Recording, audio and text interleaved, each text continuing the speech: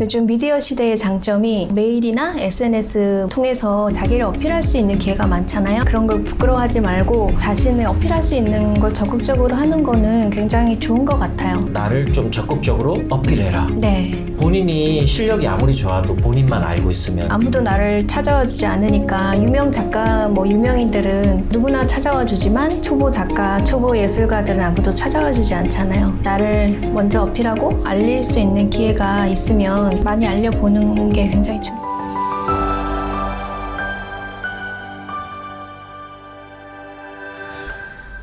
오늘 예몽아트에는 작가님 한 분을 모셨습니다. 따뜻한 마음이 담긴 글로 공감과 위로를 전해주시는 방송 작가님 강혜연 작가님 모셨습니다. 네, 자기소개 부탁드릴게요. 안녕하세요. 예몽아트 구독자 여러분 반갑습니다. 방송 작가이자 글을 쓰며 살고 있는 강혜은 작가입니다. 제가 개인적으로 우리 한승훈 감독님의 팬인데 이렇게 초청해 주셔가지고 너무 기뻤어요. 너무 감사합니다. 저랑 2021년도에 뵀었죠. 맞아요. 그때 제가 공연을 했었는데 그때 인연이 돼가지고 출연을 해주셨습니다. 평소에 작가라는 직업이 참 매력적이라고 생각했습니다. 네. 혹시 관련 학과를 전공하셨나요? 저는 사실 글을 쓰면서 살 거라고는 한 번도 생각해 본 적이 없었거든요. 전혀요? 네. 결혼하고 아이 낳고 육아하다가 조금 어려운 시기가 있었어요. 물질적으로. 내가 이제는 뭐 일을 좀 해야 되나? 막 그런 생각을 하던 찰나에 택시에서 라디오 공모전이 있다는 소식을 들은 거예요. 상금이 너무 커가지고 한번 해볼까 그러고 밤을 새워서 글을 막 썼는데 그게 수상을 해가지고 수상을 바로 하셨어요? 네. 그러면서 이제 글쓰기 인생이 시작됐어요. 전공을 안 하셨는데 네. 수상을 하셨어요? 네. 난생 처음으로 도전하셨는데 네. 한 번에 수상을 하셨으면 원래부터 좀 잠재된 실력이 있었던 게 아닐까요? 그런 얘기를 자주 받아요. 원래 네. 글을 잘 썼겠지 막 그런 얘기도 네. 하고 하는데 글을 쓰면서 산 지 14년 정도 됐거든요. 그때 수상했던 글을 다시 읽어보면 제가 봐도 제 글이 너무 아닌 거예요. 진짜로. 어색하고 좀 못 썼다. 그러니까 문맥이 너무 안 맞고 띄어쓰기도 다 틀리고 네. 엉망진창인데 지금 보면 도저히 안 되는데 어떻게 이런 게 상을 받았지? 그렇게 할 정도로 좀 스토리가 진솔해서 네. 수상한 게 아닌가 그런 생각이 들었어요. 네. 지금 보니까 너무 어색하죠. 네. 근데 저도 마찬가지로 제가 대학교 때나 뭐 이런 춤췄을 때 보면 아주 못 보겠어요. 공모전에서 수상을 했어도 이게 갑자기 요즘에 방송국에서 작가로도 활동하시잖아요. 네네. 제의가 들어오고 이러지 않을 것 같거든요. 맞아요. 처음에 공모전 수상하고 나서 계속 상금을 벌고 싶어서 돈에 눈이 멀어가지고 뭐 계속 공모전을 도전을 많이 했는데 거의 대부분 떨어졌어요. 뭐 제가 필력이 엄청 좋았던 것도 아니고 떨어지지만 가끔씩 붙는 게 있는 거예요. 그런 것들이 계속 이력서에 한 줄 한 줄 채워지면서 대단한 공모전이 아니어도 수상했으니까 필력이 좀 있을 거다 부분을 인정받은 것 같아요. 처음에 그렇게 일 시작해서 한 3년 이렇게 편집 일도 하고 다양한 일들을 열정페이만 받으면서 하다가 한 3년쯤 지나서 이제 방송국에 이력서를 내서 그 이력서를 가지고 일하게 된 거죠. 우선 프로필이 어느 정도 중요한 것 같아요. 그죠? 저 같은 경우는 뭐 전공도 전혀 아니었고 네, 네네. 전혀 그런 길을 걷던 게 아니다 보니까 수상 이력이 저한테는 프로필이 돼줬죠. 근데 자꾸 떨어지면 포기할 만도 한데 계속 하셨네요. 포기하려고 하면 붙고 상금이 어느 정도? 상금이 제가 막 될까요? 엄청난 신춘문예 막 문학 공모전은 아니었기 때문에 그냥 제일 많이 받은 거는 300만 원? 와, 300만 원. 네. 그러니까 글 한 편에 엄청난 거죠. 지금도 저 글 한 편에 그렇게 못 받거든요. 처음 글을 쓰기 시작했을 때 스스로 글을 쓸 곳을 찾아다녔다고 저는 들었거든요. 네, 맞아요. 저한테 글을 써달라고 하는 곳이 없잖아요. 그냥 대뜸 잡지사에 전화해가지고 제가 이런 글을 연재하면 독자들이 엄청 좋아할 거다. 네. 그러면 거기서 뜬금없지만 한번 그러면 한 편을 써서 줘봐라. 이렇게 써서 보내주면 이거 너무 좋다. 주부들이 좋아하겠다. 연재해달라. 그렇게 한다든지 아니면 심리 상담센터 홈페이지인데 왠지 저랑 잘 맞을 것 같은 거예요. 그래서 여기에 또 전화해서 제가 여기 칼럼을 써서 보내드리면 안 될까요? 이러니까 우와. 한번 해봐라. 그렇게 했어요. 어떻게 그런 용기가 났는지 간절함이 그런 용기를 만들었던 것 같아요. 네. 아니 혹시 좀 이상한 사람으로 막 오해할 수도 있었을 것 같은데. 그럴 수 있지만 네. 제가 대면에서는 그런 용기가 절대로 나오지 않는데 전화나 메일은 민망함을 재료로 만들어주니까 그렇죠.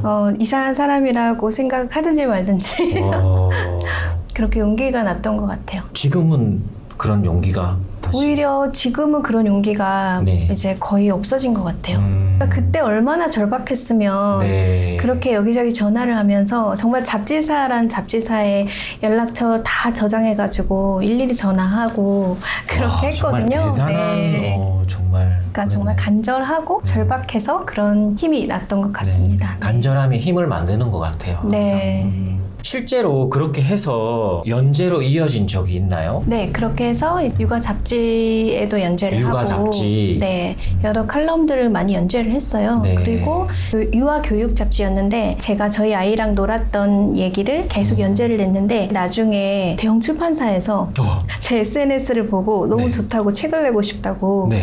연락을 오기도 하고 실제로 좋은 출판사를 통해서 제 첫 번째 책이 나오기도 했습니다. 네. 혹시 책 제목을 알려주실 수 있나요? 그 스마트폰보다 엄마표 놀이라고 출간된 지 좀 됐는데 엄청 사랑을 많이 받았어요. 스마트폰보다 엄마표 놀이. 네. 아이랑 놀았던 게 엄청 도움이 많이 되셨겠네요. 네네. 아이랑 그냥 정말 온종일 이제 재활용품 가지고 물질적으로 너무 이제 어려우니까 흔하게 엄마들이 보내주는 문화센터도 갈 수 없는 그런 상황이었어요. 그래서 요구르트병 같은 거 안 버리고 이걸로 네. 볼링핀 만들어서 굴려가면서 놀고 종이박스로 막 캔들과 그레텔 과자집 만들어서 놀고 저희 남편이 쓰레기 좀 그만 집에 모아놔라 이렇게 그 할 정도. 정도로 근데 나중에 그게 칼럼으로 연재를 돼서 돈을 계속 받고 하니까 어느 날 저희 남편이 집에 와서 "헉, 이상한 쓰레기를 가져오더니 이걸로 뭘 만들어 볼래? 오히려 그런 오히려 적도 뭐라고 있어요. 하시다가 맞아요. 네. 그렇구나. 그렇게 되더라고요. 그러니까 아이도 좋고 돈도 벌고. 맞아요. 네. 네.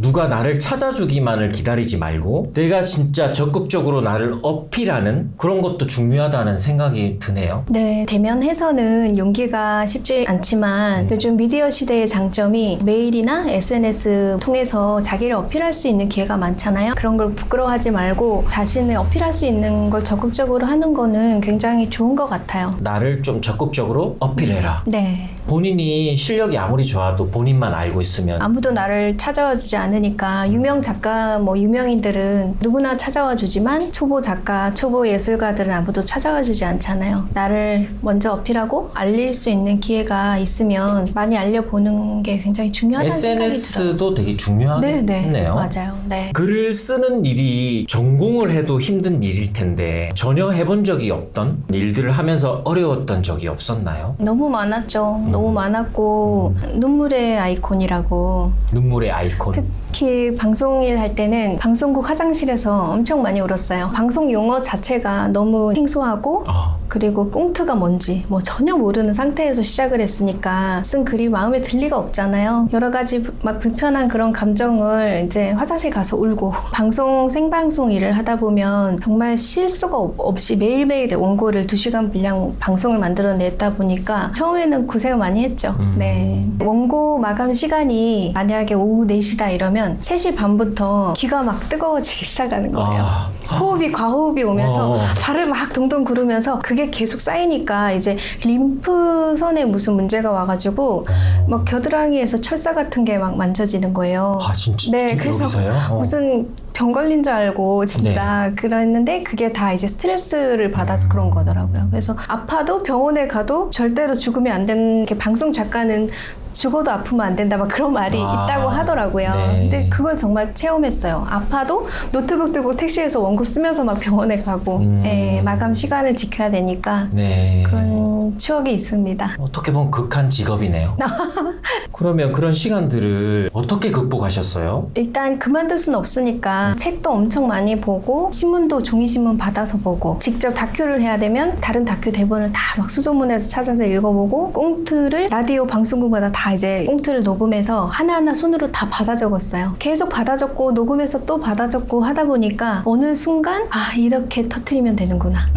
네. 터득하셨구나. 네. 기승전결을 잡아서 하면 되는구나. 갑자기 막 쓰는 재미가 이제 생기기 시작하는 거예요. 그러더니 뭐 청취자들이 재밌다고 한다든지 PD분들도 제 꽁트가 너무 재밌다고 처음에는 꽁트 한 번도 못 써봤죠. 뭐 이렇게 하시던 네네. 분들이 너무 재밌다고 우와. 그렇게 하니까 이제 막 재미가 생겨서 네. 그랬던 기억이 나요. 쉽게 말해서 공부를 엄청 하셨다는 얘기잖아요. 맞아요. 그만둘 수 없는 그 상황이 저를 그렇게 만들었는데 어떻게 보면 결핍이 사용된 거잖아요. 네. 좀 긍정적으로 네. 사용됐다고 봐야겠죠? 그 당시에는 좀 비참함도 느끼고 네. 뭐 스스로 자책도 많이 하고 네. 못하고 있는 거에 대해서 시간이 지나니까 네. 이게 나를 성장시켰다. 네. 그런 생각 좀 들었어요.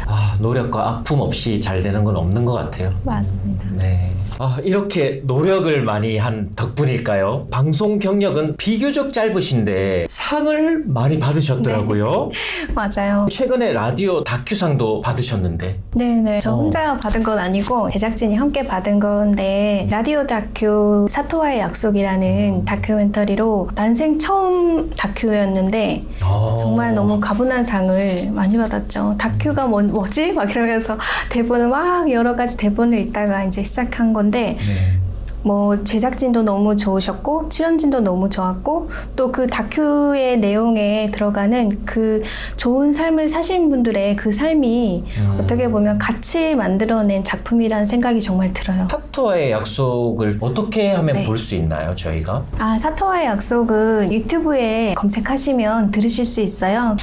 간단히 설명드리면 이제 일제강점기 때 조선 남자랑 결혼한 일본 여성들이 한국에 와서 버림받은 그런 여성들이 굉장히 많았어요. 그 여성들의 내환을 담고 가족처럼 품어주신 그런 분들이 있거든요. 네. 경주 나자레원이라고 세상에 널리 알려져 있지 않지만 그런 이야기를 이제 따뜻하게 담은 다큐멘터리입니다. 유튜브로 볼 수 있다니 너무 좋네요. 네, 맞아요. 꼭 이지은 씨 찾아보겠습니다. 네. 내레이션도 굉장히 좋고 국내 최고의 성우분들이 참여해 주셔가지고 네. 굉장히 재밌고 감동적이에요. 꼭 찾아보겠습니다. 감사합니다. 네. 글 쓰는 재주가 전혀 없었다고 하셨지만 천직이라도 봐도 좋을 것 같은데요. 혹시 그 전부터 작가가 될 만한 자질이 있었던 건 아닐까요? 돌이켜보면 그런 면이 좀 있지 않았나? 그런 생각도 들기는 해요. 제가 어릴 적부터 혼자 창밖을 보면서 시를 쓴다든지 엄마가 이제 시대적으로 꿈을 못 펼치셨을 뿐이고 엄마가 완전 앉아서 소설을 한 편씩 그냥 써버리는 그런 분이에요. 그런 기질을 좀 닮은 게 있는 것 같아요. 좀 어릴 때부터 삶에 대한 고민도 많고 다른 사람한테 털어놓고 그런 게 쉽지 않아서 마음을 털어놓을 수 있는 유일한 곳이 일기 쓰는 거. 힘듦이 있거나 하면 무조건 일기를 다 썼어요. 쓰지 않으면 어떻게 견딜 수가 없어가지고 병적인 그런 메모 습관이 있었거든요. 어느 날은 종이가 없는데 써야 되니까 네네. 볼펜만 있는 거예요. 네. 그래서 손바닥에다가 손에다가 쓰고 계속 쓰다가 막 이렇게 손목까지 막 타고 올라갈 정도로 온 손이 막 시커멓게 될 정도로 엄청난 그런 쓰는 습관이 있었는데 어떻게 보면 그런 것들이 좀 상처가 재능으로 발현됐다고 해야 되나요? 제가 네. 저를 소개할 때 쓰디 쓴 날들이 쓰고 쓰는 날로 바뀌었다. 와, 이렇게 표현하거든요. 너무 좋은 말이네요. 글을 이렇게 쓰면서 몸에까지 쓰는 이런 갑자기 공연을 만들고 싶은데요. 네, 좀 만들어주세요. 작가님을 위해서 네. 뭔가 너무 불안하고 그런 안절부절하지 못하는 그런 마음을 견딜 수가 없어서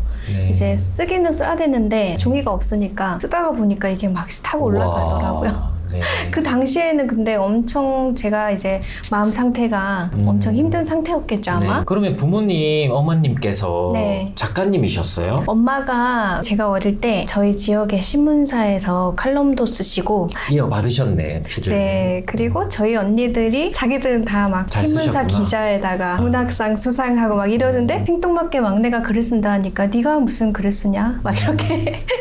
네. 그럼 언니들은 지금도 언니들은 다 이제 네. 자기 일이 또 있어요, 각자. 네, 각자의. 전혀 글을 쓰는 일은 아니에요. 네. 오히려 혼나던 우리 강혜연 제일 작가님이 부족한, 네. 작가님이 되셨네요. 맞아요. 결핍이 성공을 만들 수 있다. 어떻게 보면 그 결핍 때문에 그게 물질적인 거든 마음의 아픔이든 그런 것들이 동력이 돼서 긍정적으로 발현된 좋은 예라고 할 수 있을 것 같아요. 네. 아니 여기 출연자분들 배우분들이 많으셨는데 네. 항상 컴플렉스가 본인을 좋게 성장했다고 어. 그렇게 말씀해 주시더라고요. 그 말이 갑자기 떠오르네요. 아, 네.